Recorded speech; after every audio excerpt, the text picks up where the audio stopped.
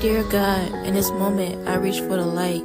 When the path seems uncertain and hope feels out of sight, guide me through the darkness, let your love be my guide.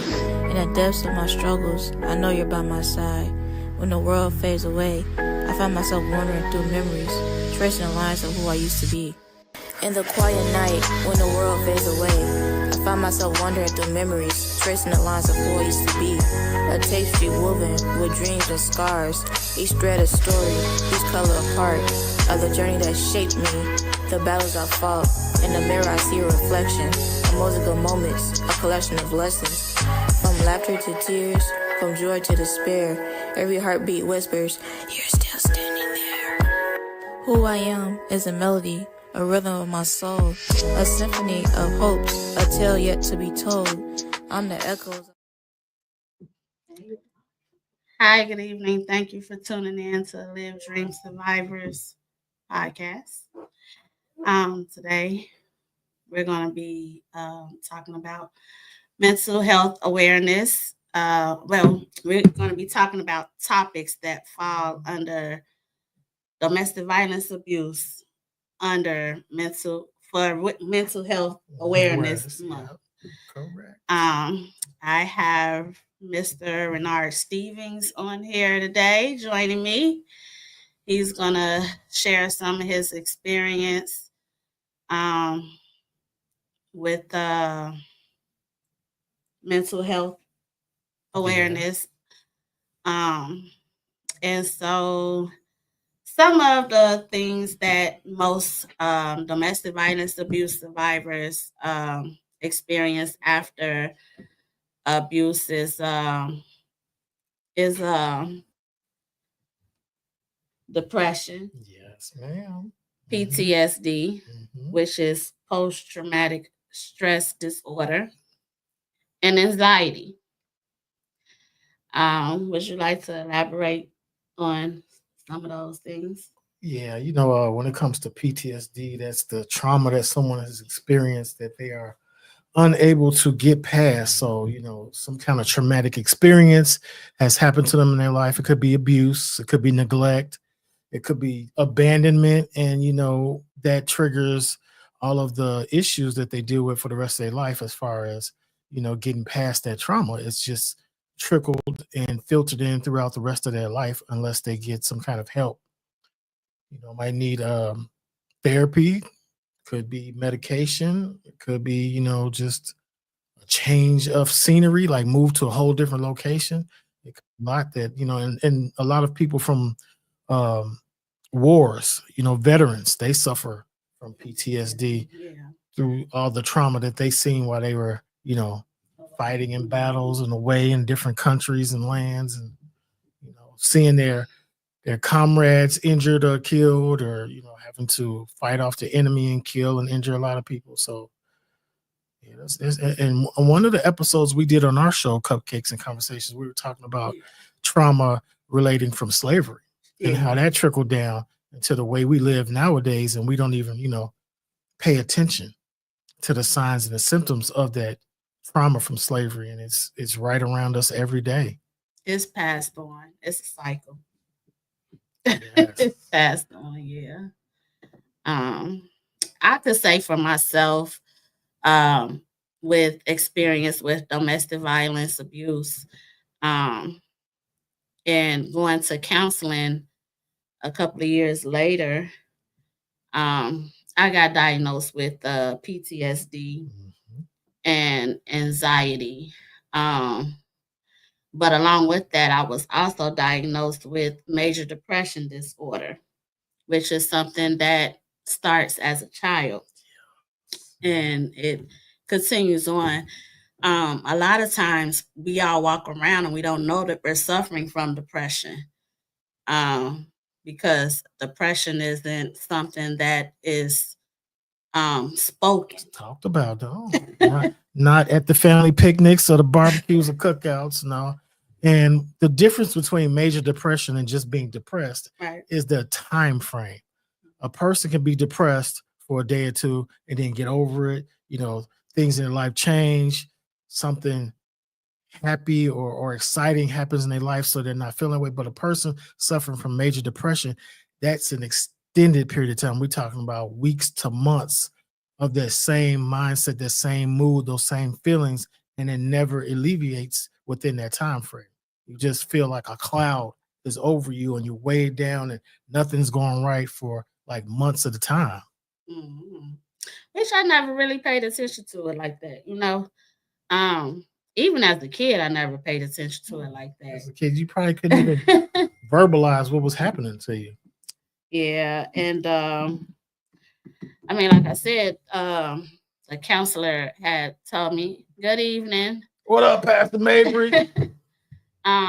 The counselor was telling me how it started as a child growing up, and I guess just a lot of things um, with I was a baby, I guess, when my parents divorced, and so That is a major trauma. That is. yeah, and then Your whole family just got torn apart as a kid. You got to deal with it. You got to grow up that way. well, my brother, I think he dealt with it more than me because, like I said, I was a baby, so I don't even remember.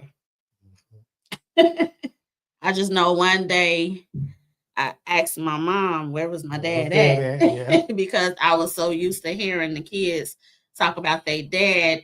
I had a male figure in my house, which is my stepfather because she remarried, but I never called him dad. I always called him by his first name. So that's when I realized as I got older, well, where is my Where dad? is your dad? What happened? He used to be here. Where's he at? Right. What's going on, Ma? Right. And so even as time went on, um, my mom was like an overprotective parent. And so I stopped going outside as a kid. Mhm. And I would stay in the house because I couldn't do what the other kids did.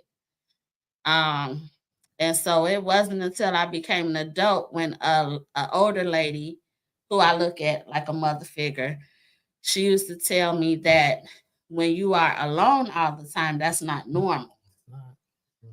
So that's another sign of the depression. Isolation, yeah. And Is. so And you think about it when you isolated, what is your mind thinking about? Your mind is just racing, everything that's going on in your life, you're just yeah, focusing on and just overthinking. So yeah. I don't know. I just started tuning into music and movies. So that's what I guess that's why I didn't think it was normal because I was the only child at home. My brother left when I was like 9 years old. So I was the only child at home. So I didn't think that it was something wrong with it, you know. Um and Dr. Mabry said, Mhm. what did he say? We talk about it with insensitivity And and call the call the crazy crazy or say some something is wrong with them. person who's Yeah. dealing with the yeah or Yeah, trauma. that's true. Um, I'm just like kind of sharing some of my experience with it and not thinking that it was something wrong. Mhm. But now, as an adult, you can look back at it and it's like, yeah, that was not normal. That was definitely different. But I'm still like that sometimes. But I guess because of me being by myself, I just got immune to it. You know what I Mhm. mean? That just became your lifestyle, right? Yeah. Rolling Um, solo dolo. yeah. And then anxiety part, of course, I didn't start dealing with anxiety until I lived in Maryland, which was like in 2018, 2017. I was sitting on the bed one day and I thought I was having an asthma attack. And I'm like, but I could still breathe. So it's not So you like, I an know it's not asthma attack, you know? But it's just like you hyperventilating. And so that was my first experience with anxiety. Um, and so, I mean, all of those things, the anxiety part, the PTSD, it like for me, PTSD could have came from the abuse, it could have came from car accidents, um, any type of trauma that happen to you in your life. You know what I mean? Absolutely. And so, you know, how I prevent those things, I tell a person quick, do not sneak up on me. That's You true. know, let me know that you are there. 'Cause you might swing on them, right? You get startled. Yeah. And so, what are some of your experiences? Well, I'm glad you asked. On the way over here, I was thinking about it, and I recall when I was in college, I was dating a woman from Chicago who was in a sorority. Not a woman from Chicago. She sure was, all the way out in Missouri. And we met up, and we both was from Chicago. It was crazy, but while I was dating her, Hello. another female said that she was interested. Okay. You know, she was like, "I don't want you to be my man. I just, you know, I want to have time. I want to have a fun time."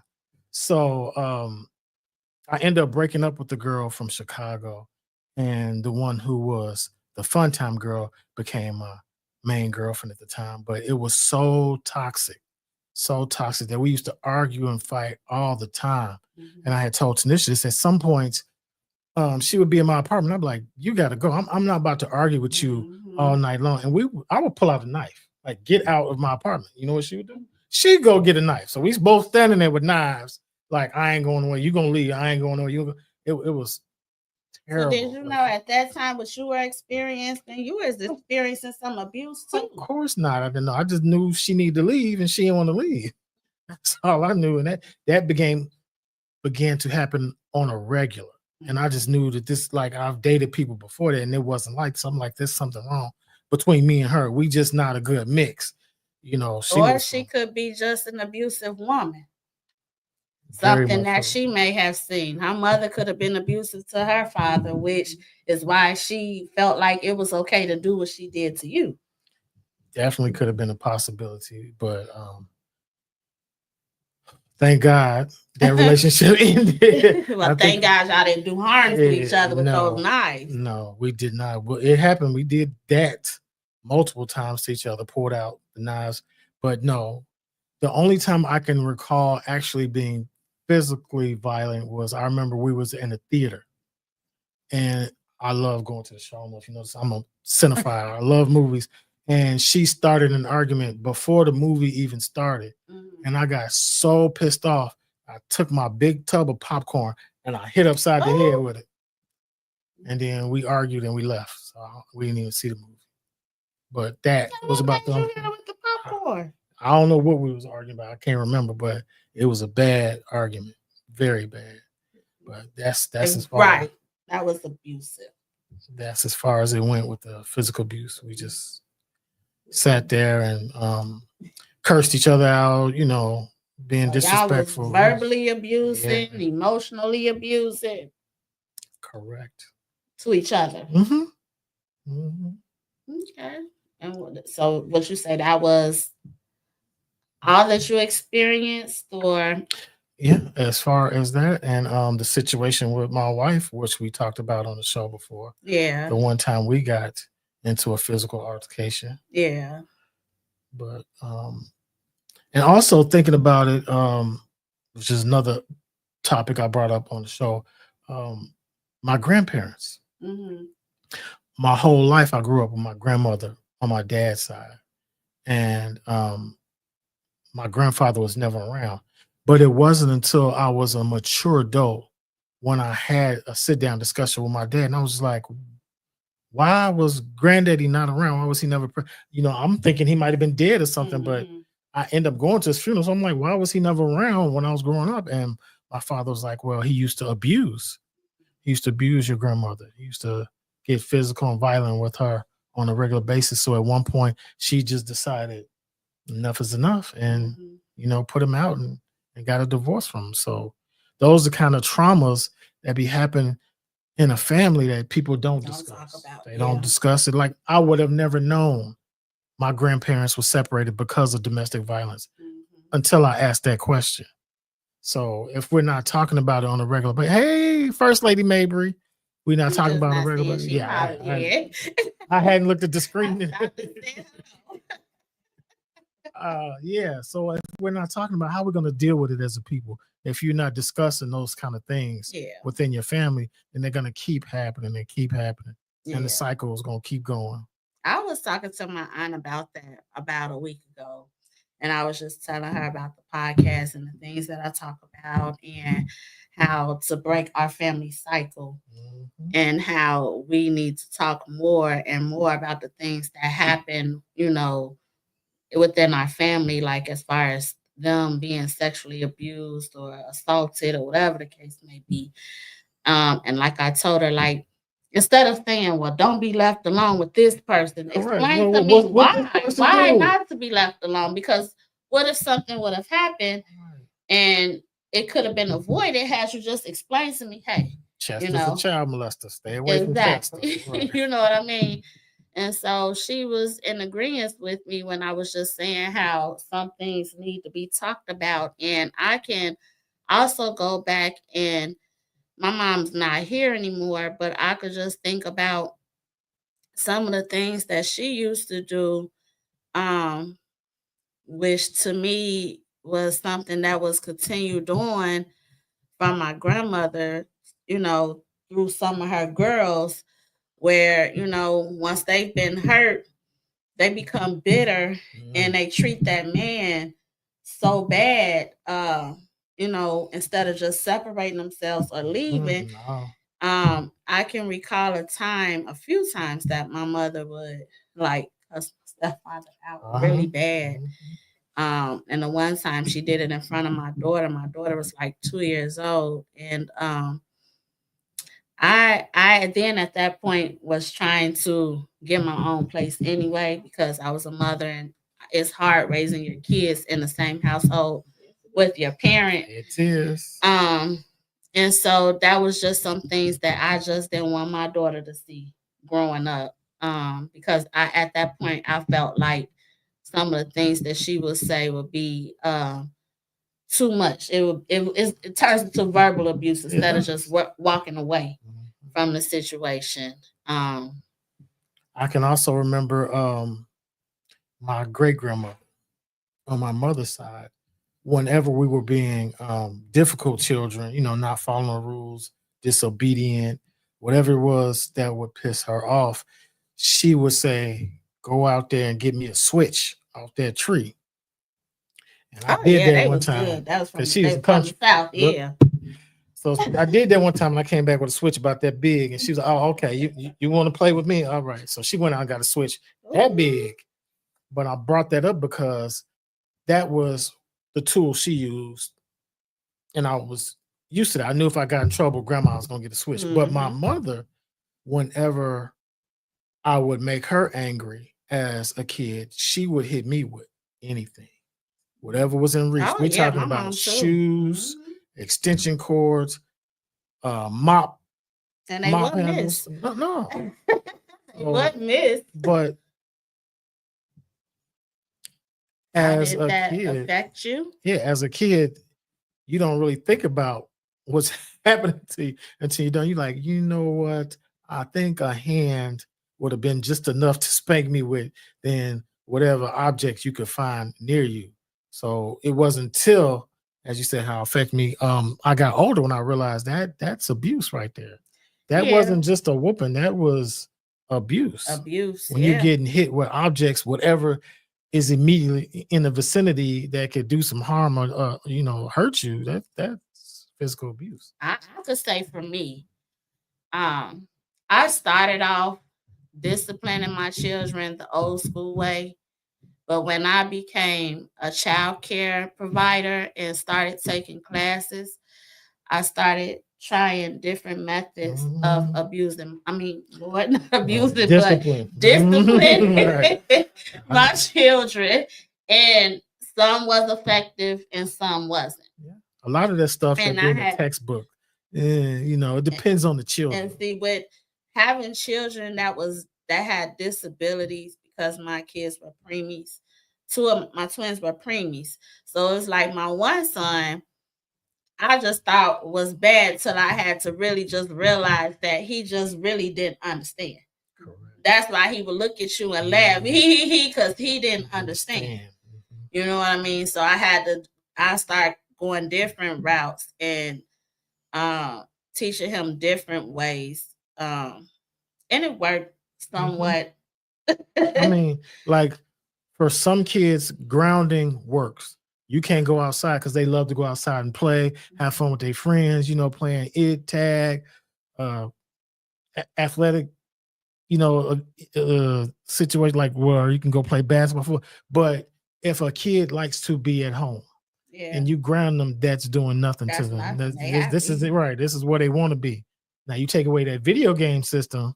Now that's a different form of discipline. You can't use your phone, no cell phone, no regular phone, no house phone. That might drive some kids like, be overwhelming for them because they used to being on the phone all day. So it's got to be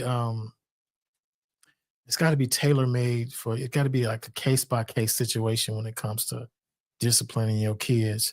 But there are so many different punishments out there that you can use that's not physical. You can make a kid stand there and hold some books or make a kid write a poem. I've been seeing this new trend on TikTok or whatever social media where you make the kid dance to the video that's in the background. Oh no, like one of my kids,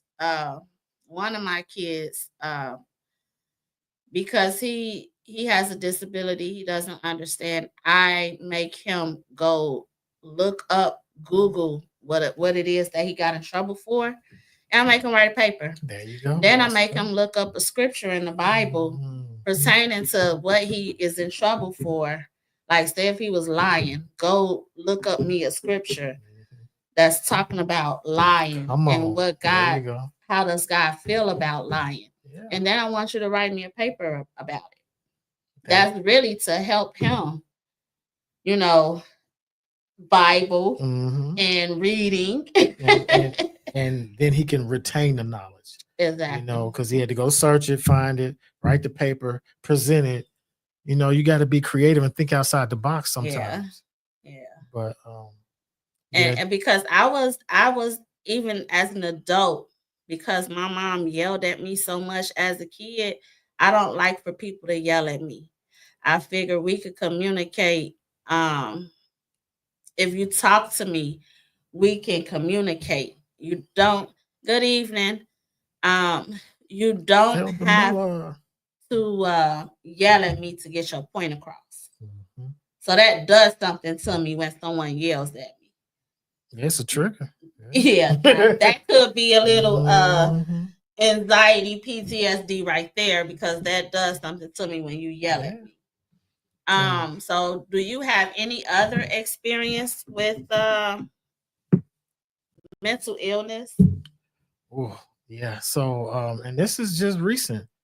My mother let out a bombshell to my wife that her mother spent a lot of time in an institute for people with mental illnesses.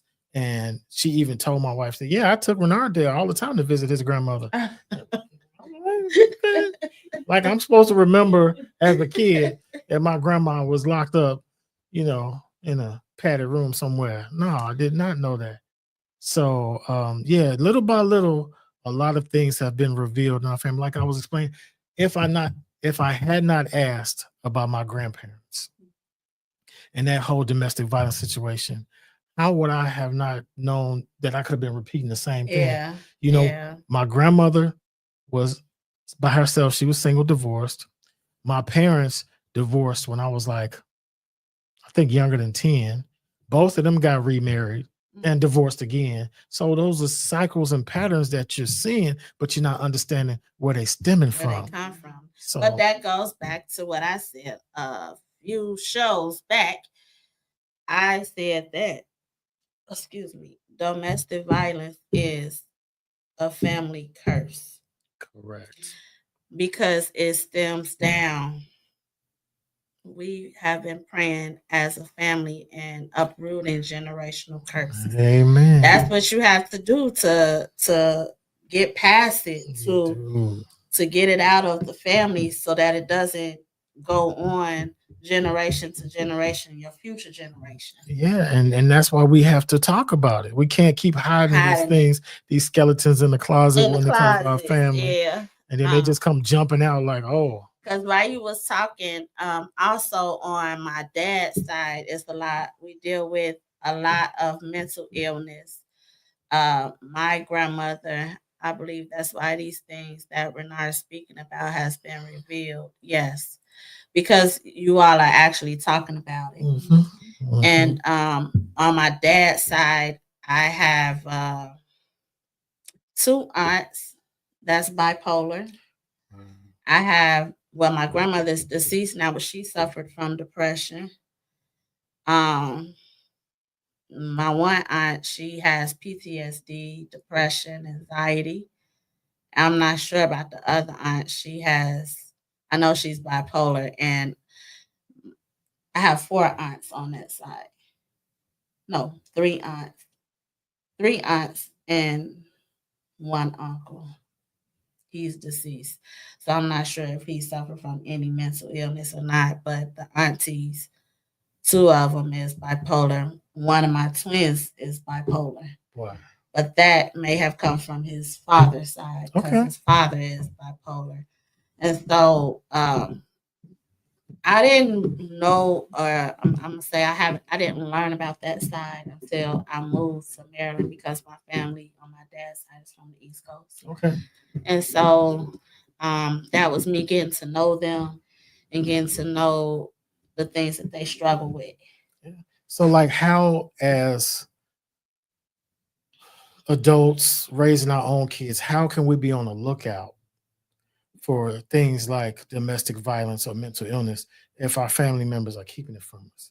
You know, we wouldn't know what to pay attention to if no one ever talked about it. So that's why the communication is so key. Yes, And, you know, especially the types, like you say, if you have a history of bipolar on certain side of your family, then we need to be talking about that. What does that look like? What does the symptoms look like? What is the person, you know, fighting with their whole life? What are they struggling with? What's up, CEO, Good Commander in evening. Chief? Yeah, that's really true. And that was my point, you know, of moving around. My mother kept me here as a child, but when I'm gonna say after she passed away, I did. I ventured off and I went and I moved on the other side so that I could get to know that side of the family because I knew her side of the family so well, and they deal with a lot of mental illness too, that they don't want to get help for. You know what I mean? And so I do. I kind of keep myself in one place because I feel like me and my children have already experienced enough dysfunction where I don't want to be around a lot of that dysfunction stuff. I mean, if I had to summarize it, I would summarize it with BOLO, as the police call it. Yeah. Be on the lookout. You got incest over here. You got child molestation over here. You got a pimp on this side of the family. You know, we need to talk about that so we can be on the lookout for these red flags and, you know, how to address it and keep it away, or who needs the help, the therapy, the pills, whatever it is that they need to help them, you know, get past that. Yeah. So, And yeah, there's a lot of people that deal with mental illness. They know they have those issues they struggle with, but they don't want to be medicated, so they self-medicate themselves. or they don't want to be, you know, labeled. Yeah. You know, they don't want the family to look at them in a certain way, so they keep it to themselves. They hide it. Tanisha said, "What type of domestic violence did you see growing up, Bernard?" In 1 minute, that's what you mean. Yeah, 2 minutes. 2 minutes. Oh, okay. When it came to my parents, I really never observed them getting physical, but they did argue all the time. Verbal arguments were regular. Somebody was always storming out. Somebody was always kicking somebody out. But yeah, I saw the verbal arguments regularly. When it came to my father and his second wife, I got to see domestic violence firsthand. I think I mentioned this on our show once when my stepmother caught her own son. He was her oldest child, and he was in the basement getting some kind of sex act performed on him, and she had a meltdown and kicked the girl out, and he got so mad that he attacked his own mother. Oh, wow. And when I'm talking about attack, I mean he beat her up badly. I don't know if he used a knife. She had to get stitches. She had a huge black eye, and that was my first time, experiencing a child attacking a parent. Like, who does that? That was like mind blowing to me at the age. I think I'm probably was around 12ish. I'm thinking maybe when this occurred, and like. So when you see that individual, how do you feel? She passed away. Oh, okay. Not that long ago, but after what that, about the guy that he passed away like a few years after he attacked his mother. Yeah, taken out. That goes back to the Bible. Yeah, he went against his mom.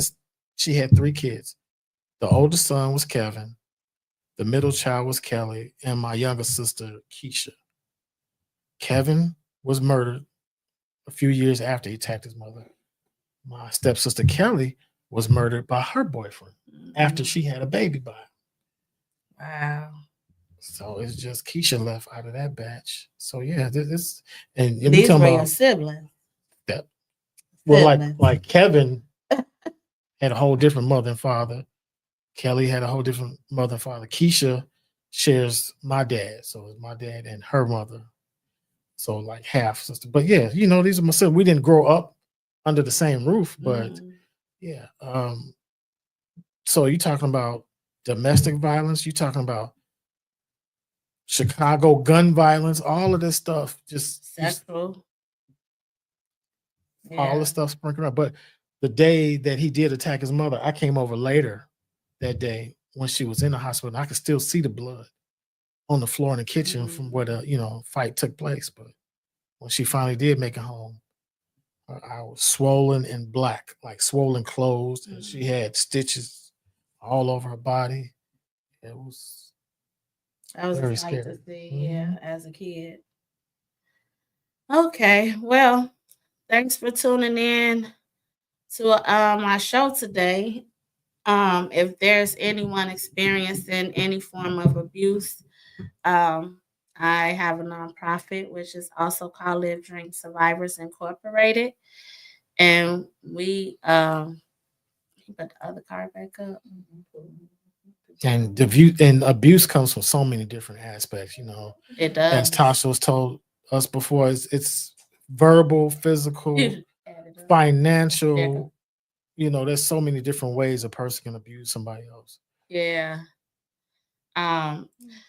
My nonprofit Live Dream Survivors Incorporated is dedicated to creating a safe space for abused women and children recovering from the effects of domestic violence abuse. And we offer support with child placement, housing, and counseling to help rebuild their lives. And you can contact us at 630-286-9514. And good evening. And what's up, Ramon? And if you don't feel comfortable or safe with contacting us, you can also contact the domestic abuse hotline. That number is 1-800. You remember it? No, I don't remember. She said it like she memorized it. I wasn't pulling it up. It's cleaned out. Let me go to it real quick. But yeah, don't suffer in silence. There are different programs out here, different ways that you can get help if you are being a victim of domestic violence abuse. And the domestic violence abuse national hotline is 1-800-799-7233. And thank you all for tuning in to the Live Dream Survivor show as we talked about abuse as well as the different types of mental illness that occur from a surviving victim of domestic violence abuse, which again is depression, anxiety, and PTSD. Yeah, and a lot of people, once they are victims of abuse like domestic violence or abandonment or neglect, it's coping skills. A lot of people don't have the coping skills to deal with the abuse, and so you see it the symptoms just spewing out of their body and their life in so many different forms because they just don't know how to handle that trauma. Yeah. Because it's hard, I thank God I was able to continue on. It took some time, and sometimes it still takes a little time. Of course. And there's some people still in it. They know what's happening to them.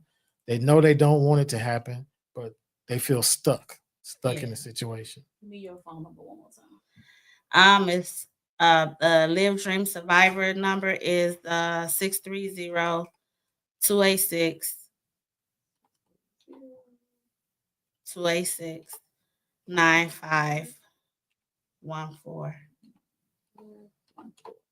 You missing the parenthesis. I don't see it. Make sure I got the number. Don't be afraid to reach out if you're experiencing any form of domestic violence abuse. Because there's help available. Yep. And amen.